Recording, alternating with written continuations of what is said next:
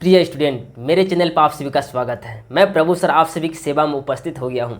आज के क्लास में हम आप सभी के लेके आगे हैं चैप्टर नंबर 5, जो कि परीक्षा के दृष्टिकोण से बहुत बहुत महत्वपूर्ण है।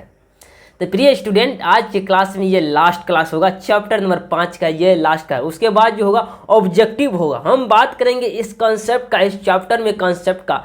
आज का क्लास ये लास्ट होगा और बहुत ही महत्वपूर्ण से मैं सभी चीज़ों को एक एक चीज़ों बताने का आपको प्रयास कर रहा हूँ। उम्मीद करता हूँ, मैं आशा करता हूँ कि आप एक अच्छे लेवल से आपका तैयारी चल रहा होगा, क्योंकि एग्जाम आप अपने सपना को पूरा करने में लगे होंगे। चलिए स्टूडेंट, आज की क्लास को एक बेहतरीन तरीका, सबसे पहले मैं हर दिन के बाद आज भी कुछ बताना चाहूँगा आपको कि देखिए, मेहनत से कभी नहीं घबराए। आज यदि आप मेहनत नहीं करेंगे तो कल आप जो है तैयार रहिए ज़्यादा देर काम करने के लिए, मतलब शरीर से काम करना पड़ेगा। अभी आप मेहनत कर लेंगे तब तो आप माइंड से काम करिएगा आगे चल के, नहीं तो फिर आपको शरीर से शरीर धुना जाएगा फिर। इसलिए मैं कहता हूँ आपको, शरीर से यदि आप काम नहीं करना चाहते हैं तो मन से अपना, माइंड से अपना काम करना, दिमाग से अपना काम को करना चाहते हैं तो आपको पढ़ाई जरूरी है। चलिए आज की क्लास को इतना ही, मतलब आज की क्लास को मतलब इतना ही बात रहा। आगे मतलब देखते हैं, मतलब इस क्लास को कंटिन्यू करने के लिए देखिए, मैं सबसे पहले इस क्लास को आप कंटिन्यू कीजिएगा। उसके बाद जो है हम हर दिन बोलते हैं आपको इस व्हाट्सअप नंबर पे, देखिए जुड़ने के लिए आपको व्हाट्सअप ग्रुप में जुड़ जाइए। पीडीएफ का झमेला ख़त्म कर लीजिए, गप समाप्त है। यानी जितना भी स्टूडेंट को व्हाट्सअप नंबर में नहीं जुड़े, अभी तक मेरे ये व्हाट्सअप ग्रुप में नहीं जुटे हैं, तो मैं आशा उनसे कहना चाहूँगा कि आप इस ग्रुप में जुटने का प्रयास करिए, ताकि आपको पीडीएफ जो फ्री मिल जाएगा। फ्री लिखा हुआ, ये लिखा हुआ नहीं है, सिर्फ दिया भी जाता है। एक बार ग्रुप में जुड़ के तो देखिए आपको किस प्रकार से पीडीएफ दिया जाएगा, हर दिन दिया जाएगा। कभी कभी तकनीकी प्रॉब्लम आ जाती है तो नहीं भेज पाते हैं, उसके लिए तो दूसरा बात है। चलिए आज के क्लास को एक बेहतरीन तरीका से आगे की ओर ले जाने का हम प्रयास करते हैं। सबसे बात करेंगे हम चैप्टर नंबर 5 का, अर्थव्यवस्था और आजीविका। अर्थव्यवस्था और आजीविका क्या चीज़ होती है, इनको बहुत ही बेहतरीन तरीका से हम देखने का प्रयास करेंगे।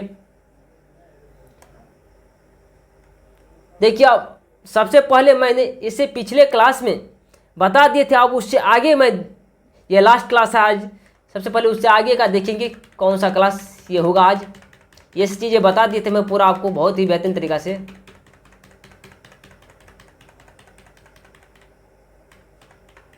बिल्कुल ये चीज़ें हो चुका है।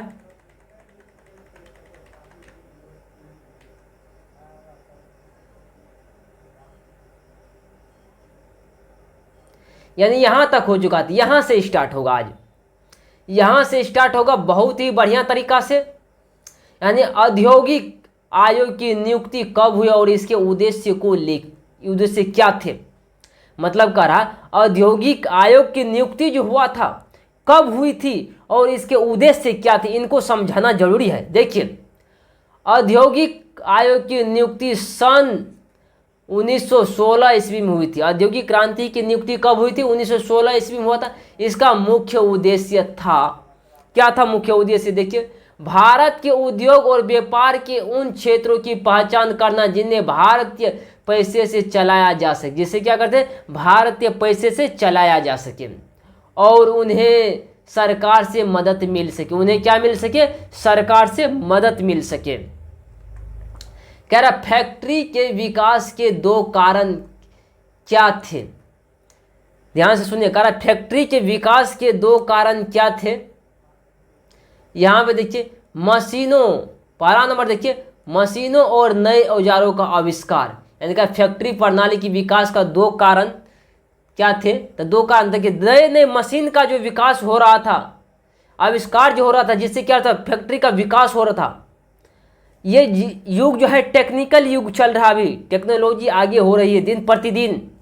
उसी तरह से मशीन के जब ये ग्रो हो रहा था, मतलब फैक्ट्री में काफ़ी लोगों को सुविधा हो, मशीन जब आ गए तो व्यापार, दूसरा देखिए, व्यापार और उद्योग के लिए नए केंद्र का विकास। व्यापार और उद्योग के लिए नए केंद्र का मतलब नए जगह का निर्माण। आप यहाँ देखिए, विऔद्योगिकरण से आप क्या समझते हैं? जब भारत में फैक्ट्रियाँ बनने लगी तो कुटीर उद्योग, छोटे छोटे घरेलू उद्योग बंद हो गए। जब भारत में फैक्ट्रियाँ बनने लगी ना, छोटका छोटका उद्योग जो चाहे छोटे मोटे घरेलू उद्योग, वो बंद हो गया। इससे सबसे ज़्यादा नुकसान बुनकरों और दस्तकारों को हुआ, मतलब जो बुन करके कपड़ा बेचता था पहले उनको हुआ, और कई लोग ने अपना काम छोड़ दिया और इस प्रक्रिया को विउद्योगीकरण कहा गया, मतलब छोड़ दिया गया। जब भारत में फैक्ट्री लगना स्टार्ट हुआ ना, तो छोटे छोटे काम जब बंद हो गए तो लोग काम भी छोड़ दिया, और जिससे बुनकरों लोगों को काफ़ी, जो कि स्वेटर और पहले बुनकर बेचता था, हाथ से कुछ सिलाई कटाई करता था, ये सब काफ़ी बंद हो गया, जिससे लोगों क्या अपना काम छोड़ दिया। यही कारण क्या कहे विउद्योगीकरण कहला गया है। अब देखिए इसके अंतर्गत क्या क्या चीज़ आते हैं। इंग्लैंड से आने वाले सामान, आयात शुल्क टैक्स लगाया गया। चार्टर एक्ट करा 1813 के तहत भारत से सामान ले जाने पर लगने वाले टैक्स हटा दिया गया। अच्छा, मतलब विदेश से इंग्लैंड से जो भी सामान आएगा उस पर टैक्स देना पड़ेगा, भारतीय लोगों लेगा तो, लेकिन भारत से जो जाता था इंग्लैंड उस पर टैक्स नहीं देता था उन लोगों। ये तो बहुत बड़ा अन्याय था। इससे भारतीय उद्योग को काफ़ी नुकसान हुआ। जब लोग टैक्स न दे रहा है तो क्या होगा, तो काफ़ी क्या होगा, नुकसान हुआ। अब दीर्घ उतरिए, यहाँ से क्वेश्चन स्टार्ट हो गया है। करा न्यूनतम मजदूरी कानून कब पास हुआ और उसके उद्देश्य क्या थे। न्यूनतम मजदूरी मतलब जो है मजदूरी, उसके देखिए सरकार ने सन 1948 में मजदूरों के हक और जीवन स्तर को ध्यान में रखते हुए न्यूनतम मजदूरी कानून पास किया। अब क्या किया, न्यूनतम मजदूरी कानून पास किया।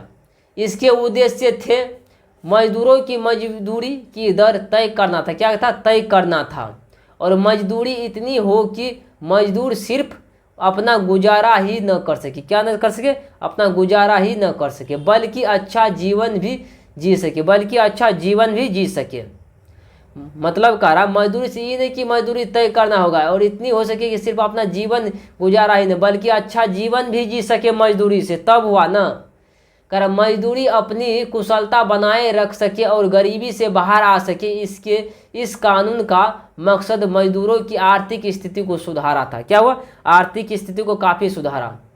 कोयला और लोहा उद्योग ने औद्योगिकरण को कैसे बढ़ावा दिया। अब कह रहा कोयला उद्योग जो था यानी लोहा उद्योग ने औद्योगिकरण को कैसे बढ़ावा दिया। मशीन चलाने के लिए कोयला और लोहा जरूरी थे। मशीन चलाने के लिए क्या जरूरी थे, कोयला और लोहा जरूरी थे। भारत में कोयला उद्योग 1814 से शुरू हुआ था। कब से शुरू हुआ था, 1814 से शुरू हुआ, और औद्योगिकरण में इनका बड़ा योगदान रहा। क्या रहा, बड़ा योगदान रहा।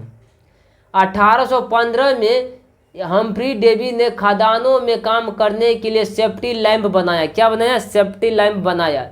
और हेनरी ने एक नई भट्टी बनाकर लोहा बनाने की प्रक्रिया आसान की। मतलब क्या है, हेनरी ने क्या किया, लोहा बनाने की प्रक्रिया को भट्टी बनाया एक लोहा बनाने की, जिससे क्या हुआ, आसान हो गया। और हम्फ्री डेवी ने सेफ्टी खदानों में काम करने के लिए सेफ्टी लैंप बनाया। रेलवे के बनने से लोहे की मांग और उत्पाद दोनों बढ़े। रेलवे जब बनने लगे, ट्रेन जब बढ़ने लगा तो क्या हुआ, लोहे की मांग बढ़ी। और इस तरह कोयला और लोहा उद्योग ने औद्योगिकरण को तेजी आगे बढ़ाया। पहले ज़माना में कोयला से ही ट्रेन चलती थी, आज न डीजल इलेक्ट्रिक आ गया है। अब डीजल भी बंद रहा है, धीरे धीरे सब इलेक्ट्रिक पे चलने लगा है।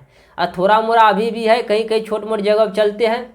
करा उपनिवेशवाद से आप क्या समझते हैं, औद्योगिकरण ने कैसे उपनिवेशवाद को जन्म दिया। करा उपनिवेशवाद से आप क्या समझते हैं, औद्योगिकरण ने कैसे जन्म दिया। एक सेकेंड, अच्छा ठीक ठीक ठीक ठीक, मतलब 24 तक कहाँ थे। अब यहाँ देखिए, जब कोई विकसित देश किसी कमजोर या अविकसित देश पर कब्जा कर ले, मतलब ऐसा यानी अधिक शक्तिशाली देश क्या करते हैं, कमजोर देश पर अपना अधिकार कर लेते हैं। इसके समाज, अर्थव्यवस्था, संस्कृति और शासन पूरा नियंत्रण कर ले, इसे तो उपनिवेशवाद कहा जाता है। मतलब का अपना अधिकार जमा ले, मतलब कोई बड़ा देश है ना, मतलब शक्तिशाली देश, छोटका देश पर अधिकार कर ले, यानी जो कमजोर देश है पूरा अधिकार और अपना शासन नियंत्रण कर ले, तो इसे ही क्या कहा जाता है, उपनिवेशवाद कहा जाता है। क्या कहा जाता है, उपनिवेशवाद। औद्योगिकरण, औद्योगिक क्रांति के बाद सबसे पहले इंग्लैंड ने उपनिवेशवाद की शुरुआत की। इंग्लैंड को अपने कारखानों के लिए कच्चा माल और चूने बने हुए सामान को बेचने के लिए बाजार चाहिए था। क्या था, बाजार चाहिए था। जैसे जैसे मशीन से उत्पाद बढ़ा वैसे वैसे उपनिवेशवाद भी बढ़ी। इसके बाद फ्रांस, जर्मनी जैसे देशों ने भी अपने उपनिवेश बनाए। इसी उपकरण में भारत इंग्लैंड का एक बड़ा उपनिवेश बन गया था। भारत पे अधिकार कर लिया था इंग्लैंड, पता है ना। करा औद्योगिकरण के परिणाम स्वरूप कौन कौन से परिवर्तन हुए? करा औद्योगिकरण के परिणाम स्वरूप कौन कौन से परिवर्तन हुए? औद्योगिकरण के कारण समाज और अर्थव्यवस्था में कई बदलाव आए। जैसे अब देखेंगे, पहला कारण शहरों का विकास हुआ औद्योगिकरण से। फैक्ट्रियां बनने से लोग गांवों से शहर की ओर शहर की ओर आना शुरू किया और कई नई शहर तेजी से विकसित हुए। क्या लोग जो शहर में रहेगा तो लोगे से न शहर बनता है, मतलब आगे बढ़ता है। आदमी नहीं रहेगा तो कैसे सामान बिक्री होगा? विकसित नहीं होगा तो शहर बनेगा नहीं। कुटीर उद्योग का पतन देखने का हम बात करेंगे। कुटीर उद्योग समाप्त कैसे हुआ? बड़े कारखानों में काम सामान सस्ता बनने लगा और कुटीर उद्योग का सामान महंगा पड़ता था, इसलिए कुटीर उद्योग धीरे धीरे खत्म हो गया। समाज में वर्ग विभाजन देखिए, औद्योगिकरण से 3 वर्ग बने गए। औद्योगिकरण से कितने वर्ग बन गए? 3 वर्ग बन गए। पहला वर्ग बन गया पूंजीपति वर्ग, जिनके पास फैक्ट्रियाँ और पैसा था। जिनके पास क्या था? फैक्ट्रियाँ और पैसा था। और बुर्जुआ मतलब मध्यम वर्ग के लोग था। तीसरा क्या था? जो फैक्ट्रियों में काम करते थे वे लोग थे। कर असलम बस्तियाँ की शुरुआत देखिए। मजदूरों को शहर में काम तो मिल गया लेकिन रहने की जगह नहीं मिली। वे बिना असुविधा वाले छोटे छोटे जगहों में रहने लगे, जिन्हें असलम कहा गया। मतलब छोटे छोटे मजदूर को रहने के लिए छोटे छोटे जगह बनाए गए, उसी को असलम कहा गया।